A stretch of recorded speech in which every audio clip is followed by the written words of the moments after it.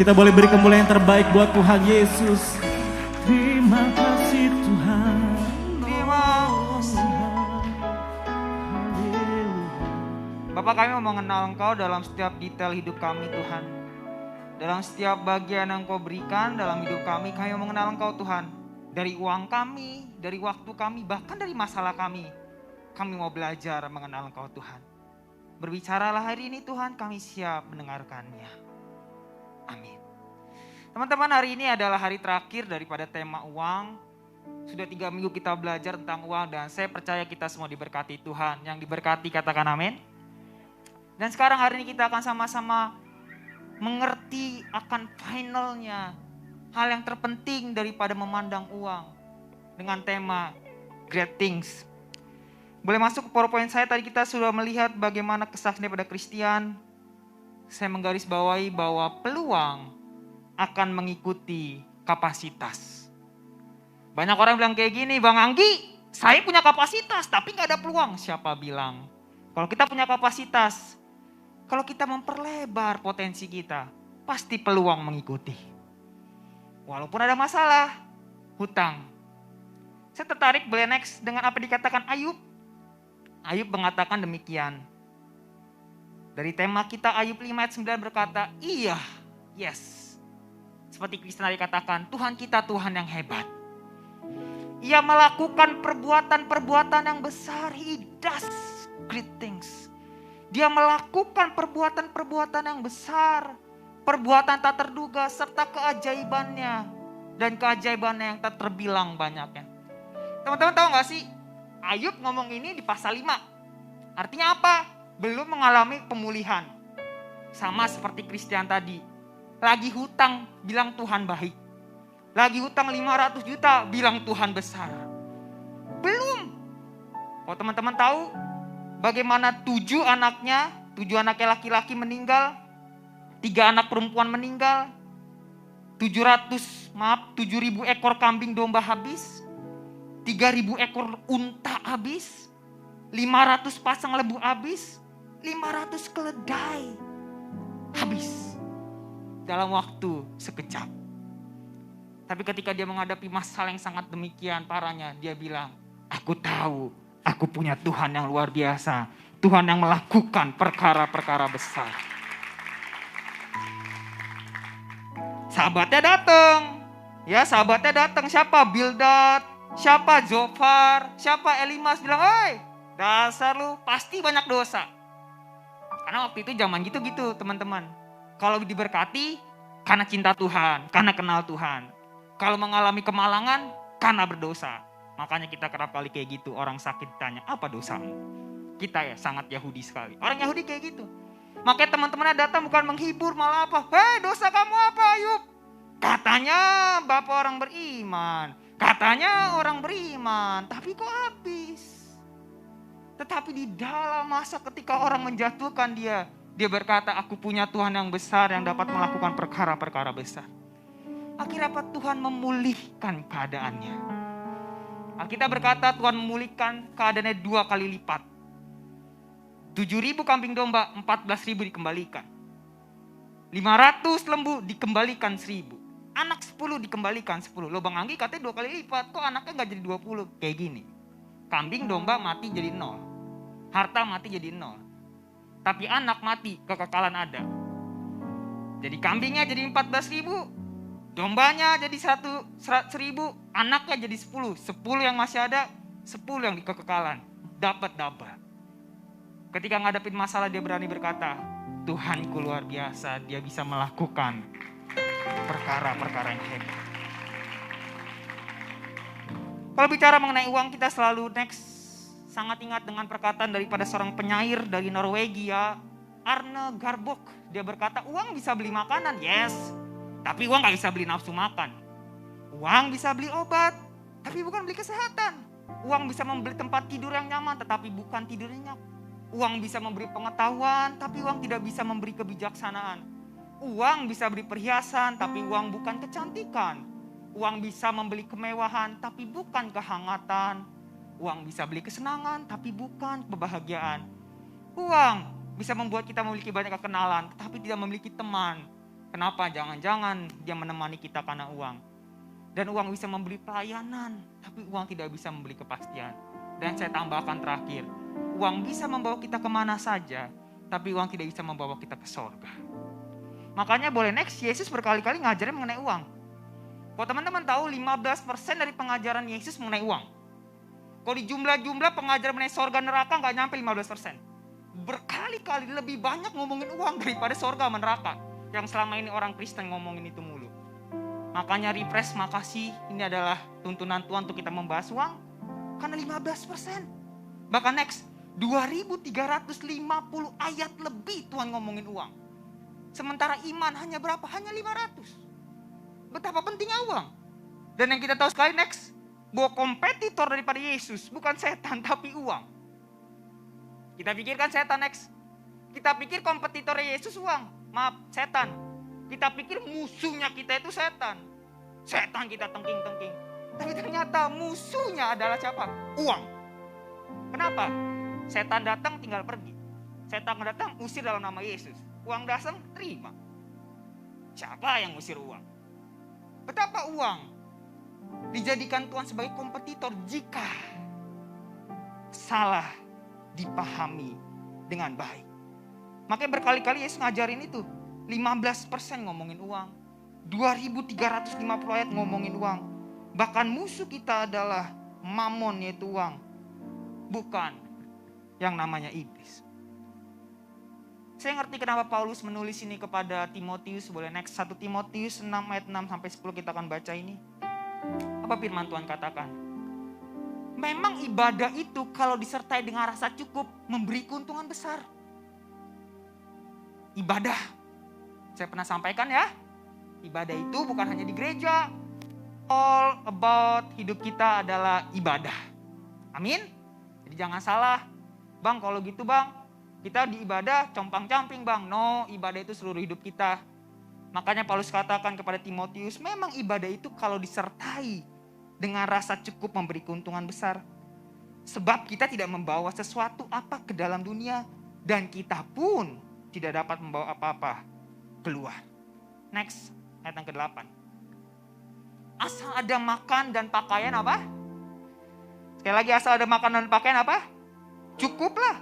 Tetapi mereka yang ingin kaya terjatuh ke dalam berbagai pencobaan, ke dalam jerat dan ke dalam berbagai-bagai nafsu yang hampa dan yang mencelakakan, yang menenggelamkan manusia ke dalam keruntuhan dan kebinasaan. Ayat yang 10 kita baca bersama-sama, yang sangat klasik, 2, 3 ya.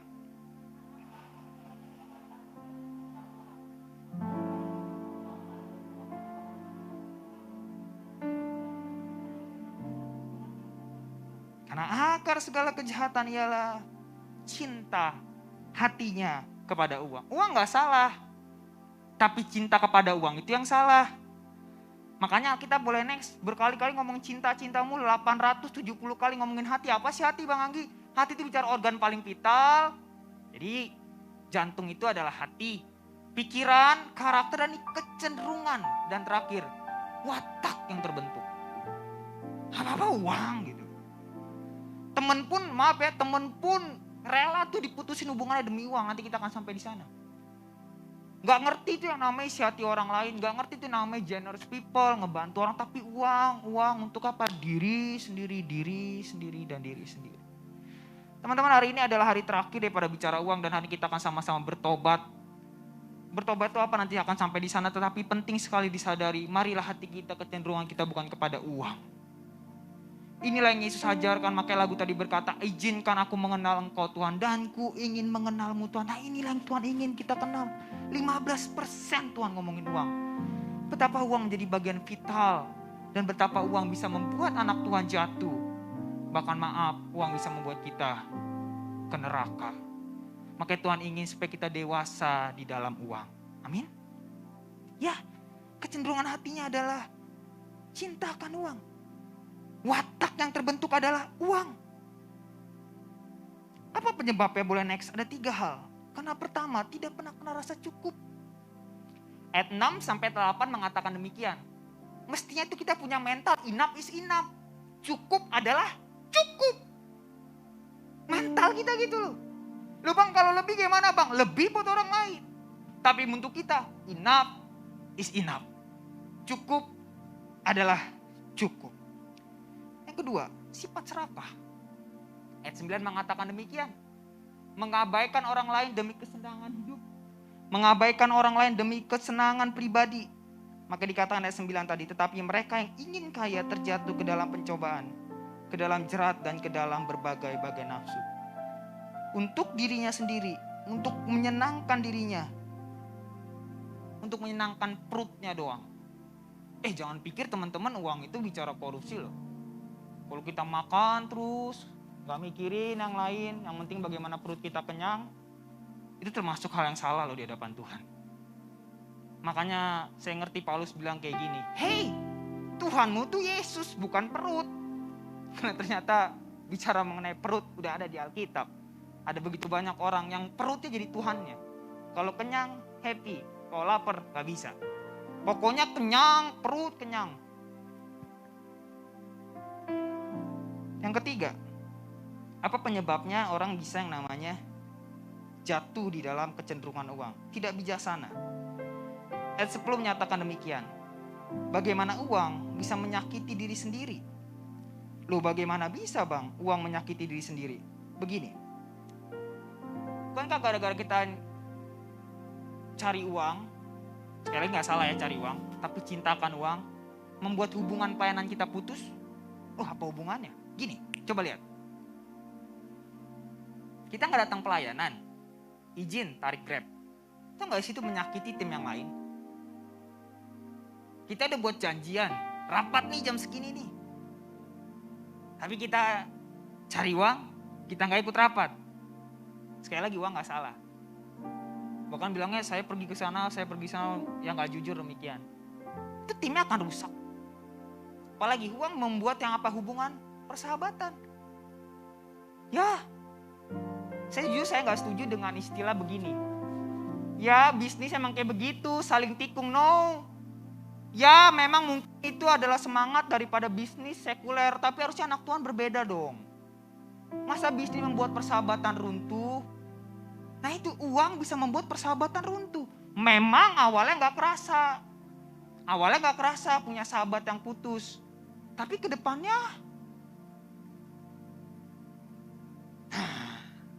ini dia. And then terakhir mungkin kita belum ngalamin uang bisa membuat hubungan keluarga hancur karena warisan dan lain-lain.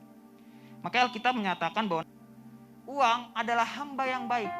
Namun uang adalah tuan yang jahat. Saya ulangi ya, uang adalah apa?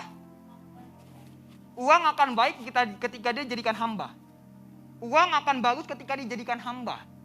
Tapi uang akan jadi masalah ketika dijadikan tuan. Makanya uang adalah apa? Hamba yang baik. Kalau kita bisa gunakan dengan baik, uang itu hal yang baik.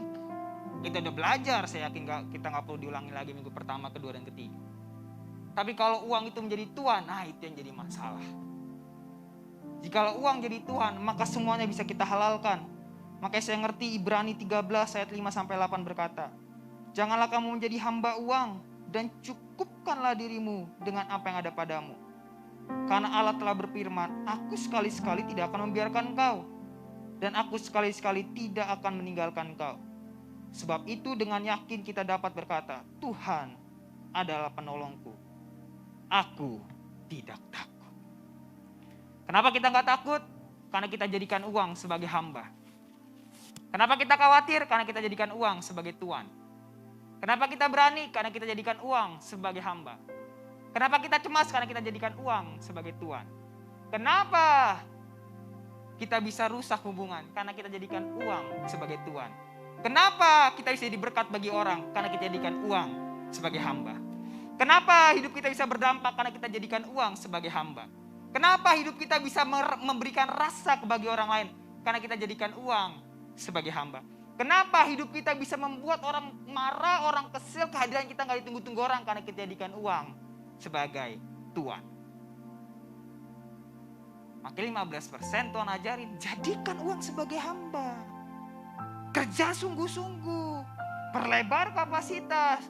Tapi bukan hanya, garis bawah kata hanya ya.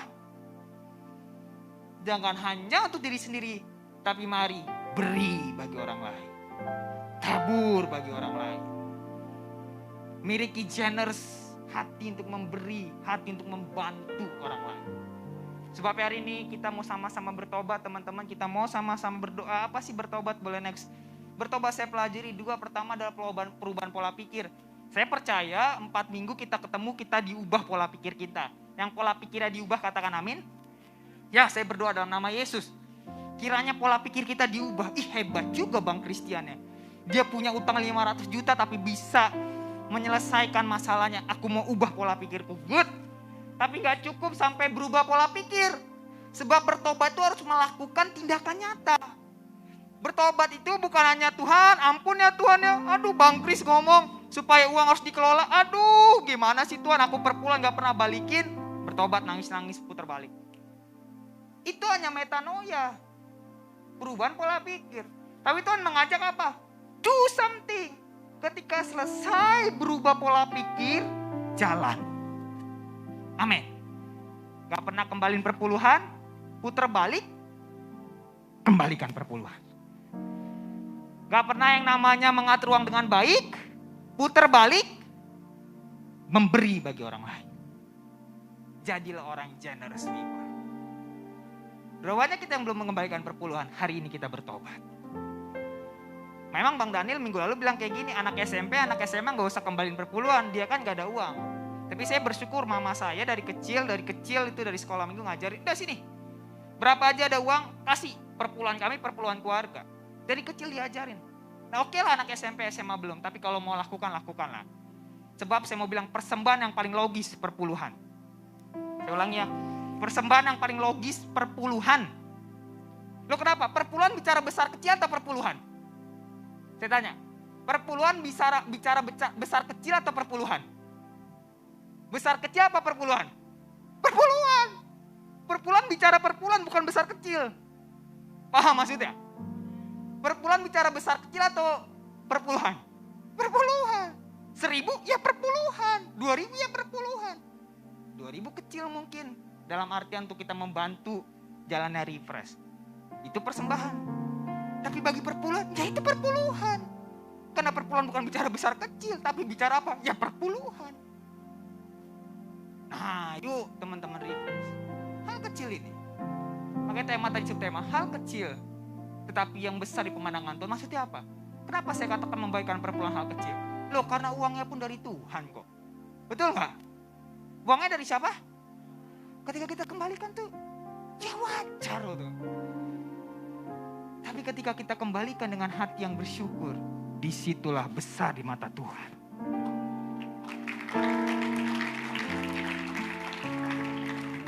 Kenapa saya katakan kayak gini teman-teman? Bolehkah saya menyentuh hati saudara? Kalau kita nggak kembalikan perpuluhan, kita membiarkan para hamba Tuhan mati kelaparan. Kalau kita nggak mengembalikan perpuluhan, kita membiarkan hamba Tuhan mati kelaparan. Alkitab bilang dalam Maleakhi 3, bawalah perpuluhanmu ke rumah Tuhan, supaya ada apa? Persediaan makan. Saya ngomong kayak ini bukan sebagai penerima loh. Jangan bilang Bang Ikan penerima, makanya ngotot-ngotot mau saya pemberi juga. Saya ngomong sebagai pemberi. Alkitab bilang bawalah perpuluhanmu supaya ada makanan di rumah Tuhan. Jadi kalau kita nggak bawa perpuluhan kita membiarkan rumah Tuhan tidak ada makanan sehingga hamba Tuhan mati kelaparan. Saya mau bilang teman-teman full timer adalah orang yang rela menghabiskan, membuang bahkan masa depannya untuk jadi hamba Tuhan. Wow, bilang Bang Anggi hamba Tuhan hebat. Amin. Tapi berapa banyak orang menjadi hamba Tuhan sebagai full timer? Tapi kalau ada orang-orang yang mau menyerahkan, mari saya nyentuh tindakan sosial kita. Kasih, kembalikan, tapi dengan apa? Dengan hati yang bersyukur sama Tuhan. Mari kita bertobat, kembalikan perpuluhan, kelola yang 90% yang ada. Hati memberi. Saya tutup khotbah saya dengan cerita daripada seorang tokoh kedokteran yang sangat terkenal, yaitu Alexander Fleming dan juga Winston Churchill. Mungkin teman-teman udah tahu cerita ini, bagaimana waktu itu ada seorang anak kecil, maksud saya jatuh ke yang namanya jurang, bukan jurang deh, kayak lumpur hidup.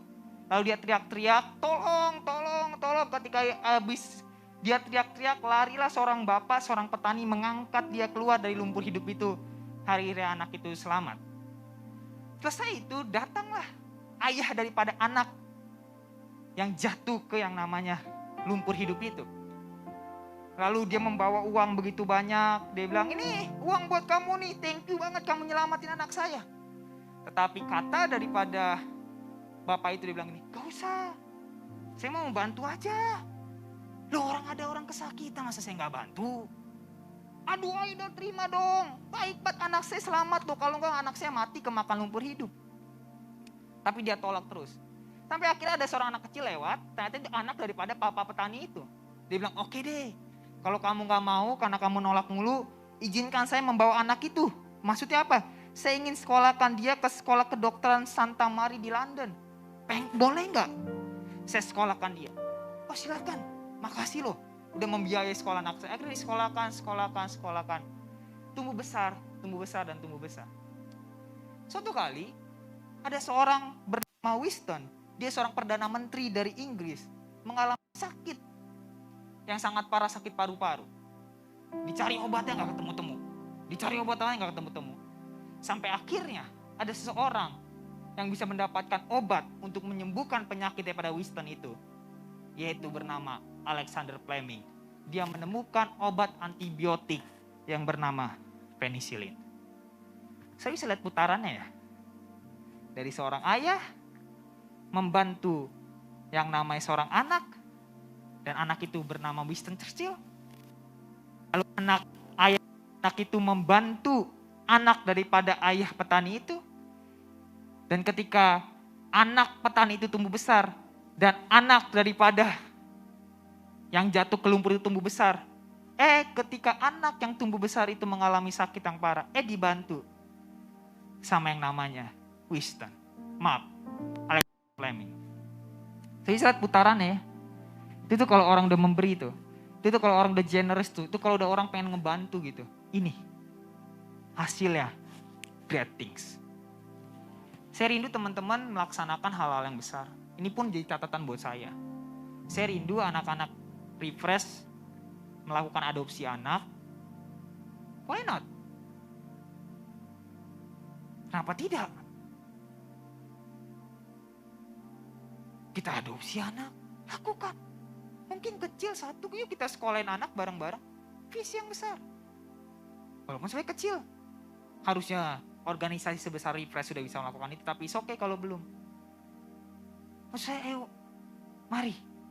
Apa yang ada pada kita, lakukan sesuatu dengan hati yang bersyukur, dengan hati yang generous, maka akan terjadi dampak yang besar. Minggu lalu saya khotbah gini. Ada satu desa di India bernama desa Mizoram. Desa Mizoram adalah desa yang sangat miskin. Kalian tahu lah kalau di India kan ada kasta-kasta kan? Ada kasta bangsawan, ada kasta miskin. Dan Mizoram itu adalah kasta yang sangat rendah. You know lah kalau di India seperti apa. Tapi ini loh, kalau punya hati, karena punya hati generous gitu loh. Mereka tahu apa mereka lakukan? Mereka membuat suatu gerakan yang namanya apa? Segenggam beras. Jadi sebelum makan ambil beras, simpan. Besok mau makan ambil segenggam, simpan. Besok mau makan ambil beras, simpan. Akhirnya hari Minggu ditaruh ke gereja. Kalian tahu ketika beras itu dikumpulkan dan dijual, 1 tahun penghasilannya berapa? 13 juta dolar. Itu kalau dirupiahkan itu sekitar 160 miliar rupiah. Dari orang yang sangat miskin dengan punya gerakan segenggam beras. Hasilnya besar. Karena didasari dengan hati yang bersyukur. Tuhan berikan kepadaku, maka aku berikan kepada orang lain.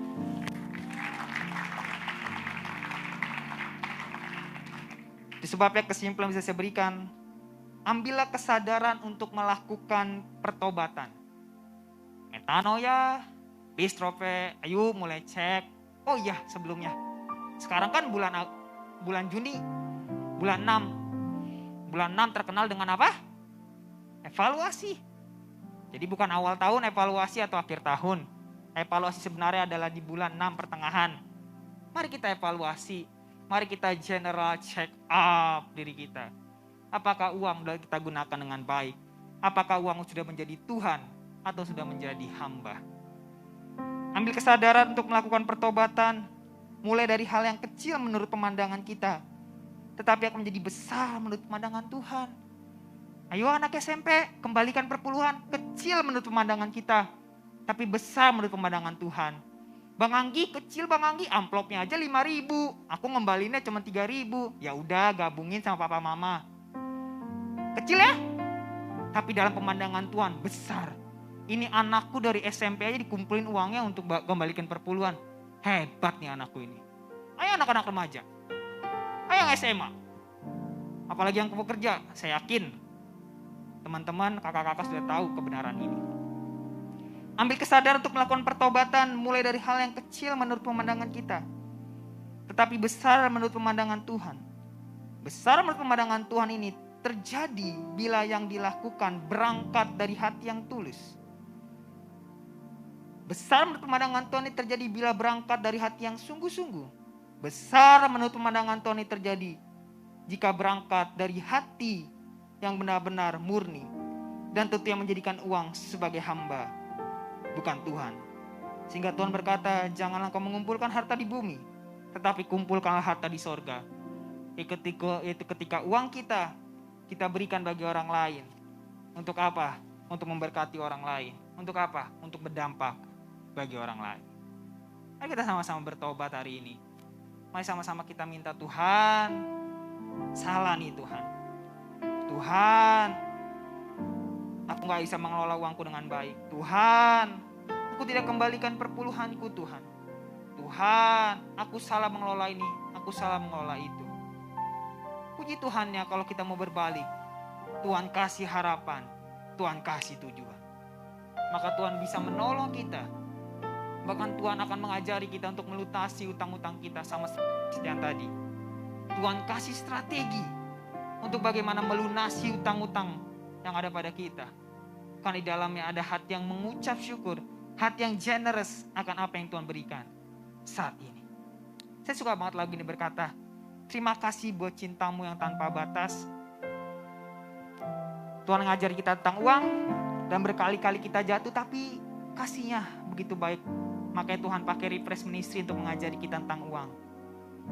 Untuk kita memiliki hati yang generous, hati yang bersyukur akan kebaikan Tuhan.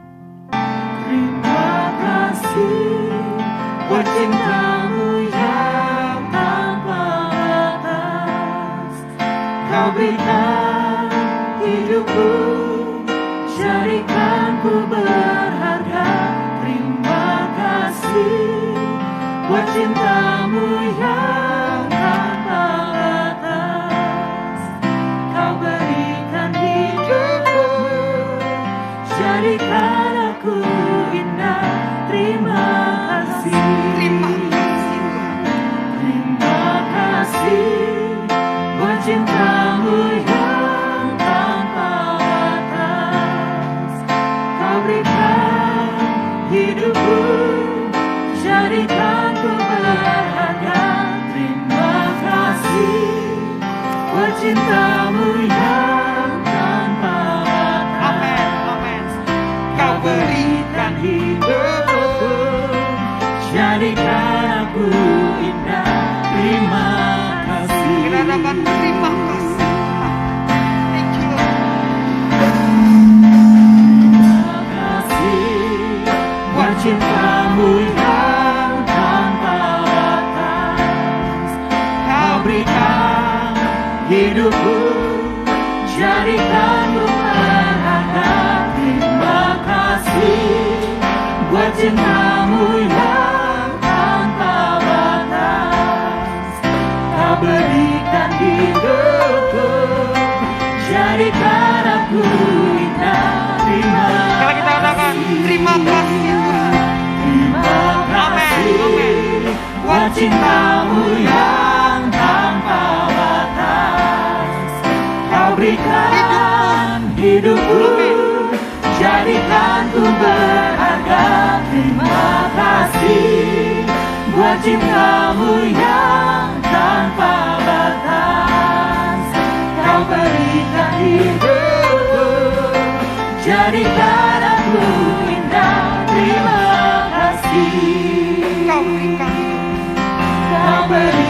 hidupku, jadikan aku indah. Terima kasih, Kau jadikan hidupku, jadikan aku indah. Terima kasih.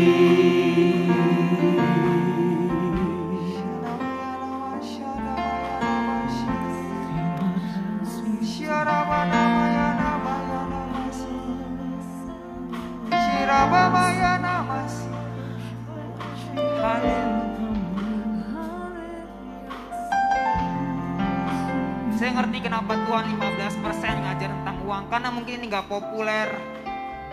Apa yang mau dipertobatin dari uang? Tapi bukankah begitu banyak yang perlu dipertobatkan dari uang?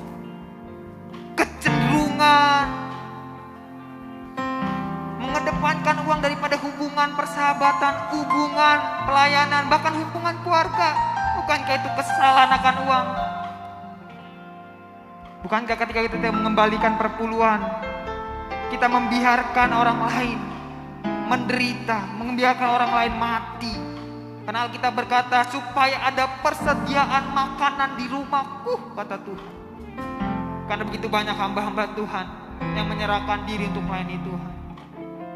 Mari kita berbalik sama Tuhan, bilang, Tuhan, aku mau bertobat, pola pikirku berubah Tuhan.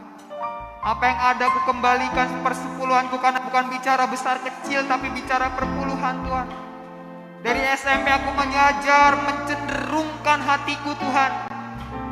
Dari kecil Tuhan, dari SMA, dari belum kerja aku belajar mencenderungkan hatiku Tuhan untuk mengembalikan apa yang jadi milikmu. Hal kecil dengan hati yang generous, dengan hati yang bersyukur, maka jadi besar.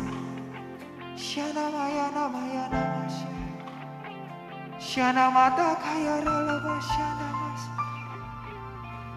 Haleluya. Terima kasih Tuhan.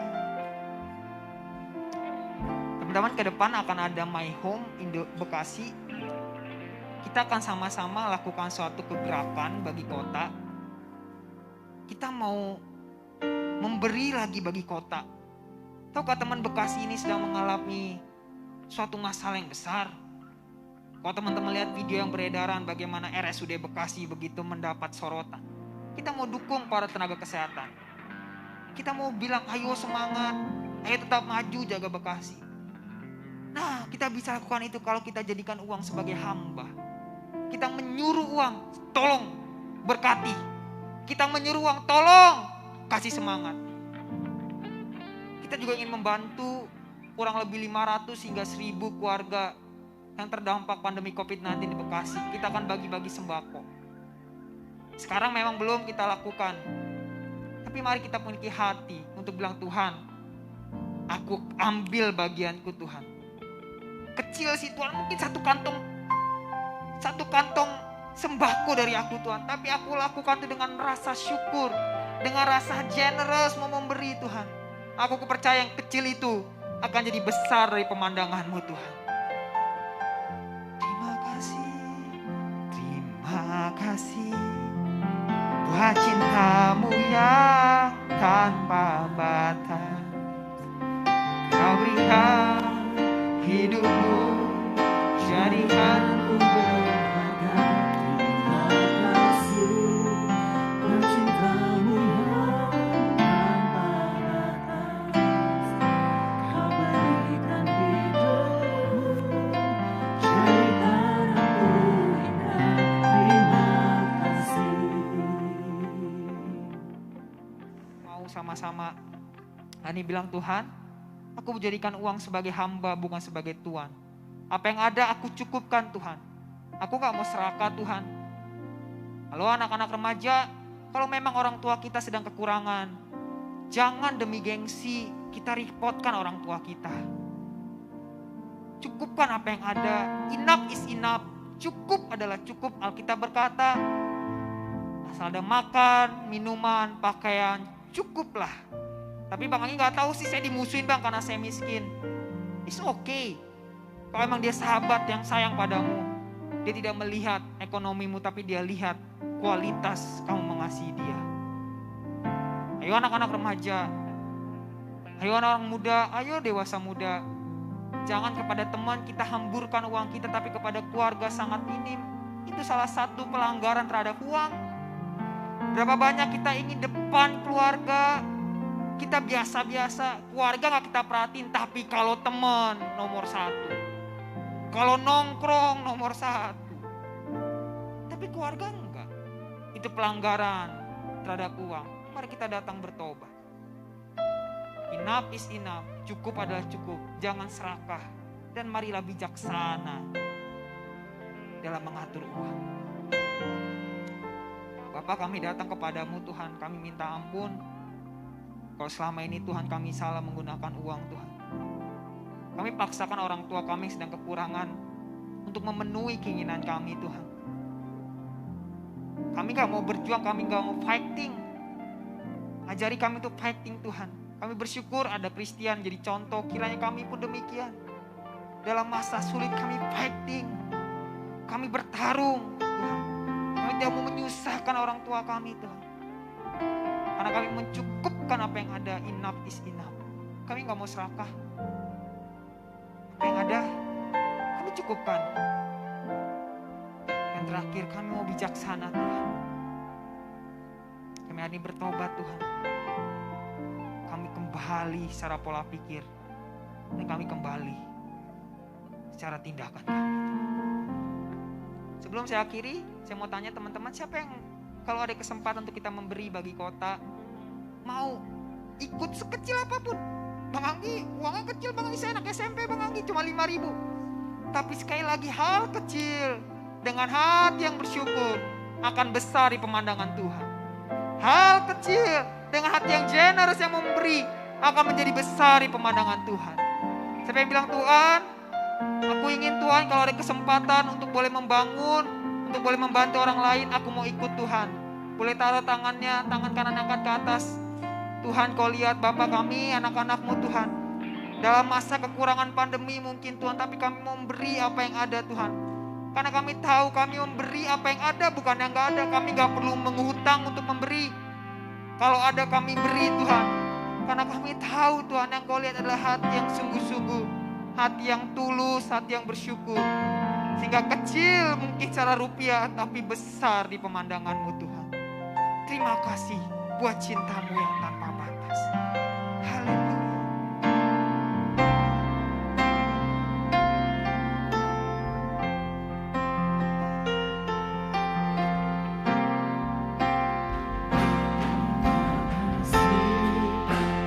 Cintamu yang tanpa batas, kau berikan hidupku, jadikanku berharga.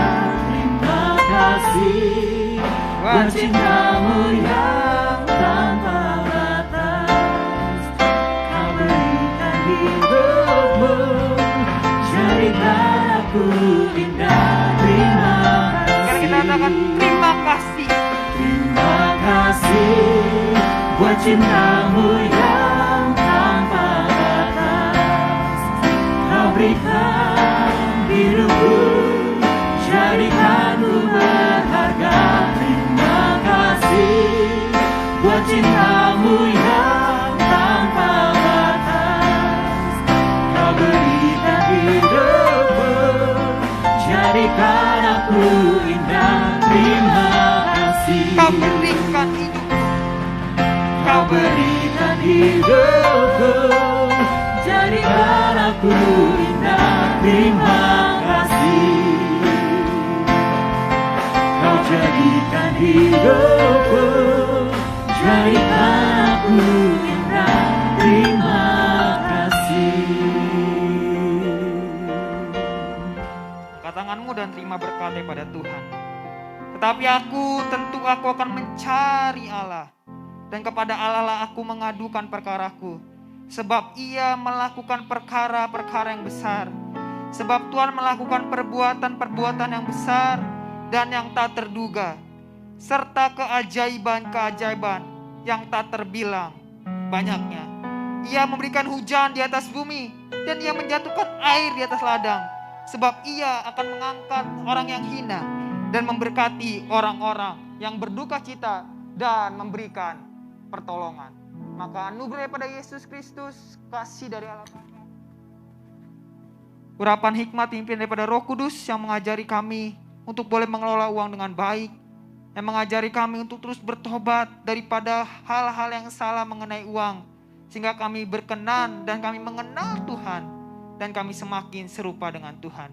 Dijadikan mulai hari ini, esok kekal sampai Maranatha, Yesus akan kembali menjemput kami semuanya sahabatnya Tuhan. Yang percaya itu 3 kali dengan bangga kita berkata, amin, amin.